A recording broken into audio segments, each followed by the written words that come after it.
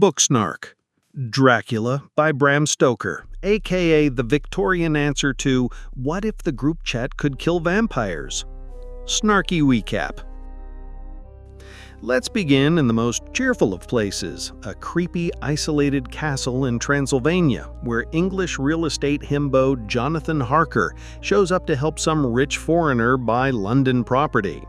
Jonathan, sweet summer child, completely ignores all the red flags, the blood drinking, the no mirror vibe, the 3 sexy vampire roommates trying to bite his face off, and still thinks he's just dealing with a weird landlord. But plot twist, that landlord is Count Dracula, who after centuries of spooky solitude is ready for a fresh start in England. He packs up his coffin collection, snacks on some locals, and ships himself across Europe like a deranged Amazon Prime order. Meanwhile, in England, Jonathan's fiancée Mina is spending time with her bestie Lucy, who is beautiful, kind, and also a Victorian Tinder magnet. She juggles proposals from 3 men in one day, and somehow none of them get the hint to leave her alone. She says yes to Arthur, the rich one with a title, and politely friend-zones the other 2. Dr. Seward, the brooding asylum doc, and Quincy Morris, a Texan with a gun and exactly one personality trait: being American. But just when wedding bells should be ringing, Dracula sails into town with his emotional baggage and starts feeding on Lucy at night. She gets paler than Victorian wallpaper, starts sleepwalking like a ghost on Ambien, and becomes increasingly bitey. Enter the MVP of the book, Professor Van Helsing, the Dutch vampire expert who arrives armed with garlic, crosses, and a complete inability to explain things in a normal way. Instead of just saying, "Hey, your friend's turning into a vampire," he gives cryptic speeches like, "The child that is not of the day must meet the man that is not of the night."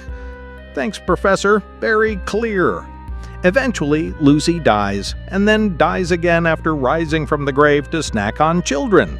The menfolk finally figure it out and take her out with a grouped steak party, proving once again that nothing brings men together like violently protecting a woman after she's dead.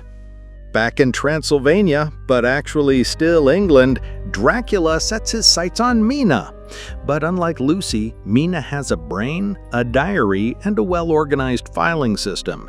She starts piecing together everyone's journals, letters, and shipping invoices to track the Count's movements, effectively inventing Google Docs with a crucifix. By now, Jonathan has escaped Dracula's castle, married Mina, and joined the boys' club of vampire hunters, complete with travel plans, holy water, and an unspoken agreement to never let Mina actually participate in anything dangerous. So, naturally, she gets bitten. Now, Mina's slowly vamping out, but also using her psychic connection with Dracula like an unwilling Victorian Wi-Fi hotspot to track him back to Transylvania. The gang chases the Count across Europe like a very dramatic Airbnb cancellation, arriving just in time for a chaotic carriage chase, some light decapitation, and a dramatic stabbing. Dracula dies, Mina is saved, the menfolk weep in triumph, and Quincy the Texan dies for literally no reason except to remind us that this is still Victorian fiction, and someone must perish heroically. The end. Or is it? Cue ominous organ music. Need a TLDR? Rich dude wants to move. Accidentally sells house to Dracula. Dracula bites everyone. Everyone journals about it. They kill him with teamwork, knives, and Christian guilt. Like and subscribe to Book Snark on YouTube for more hilariously unhinged literary recaps.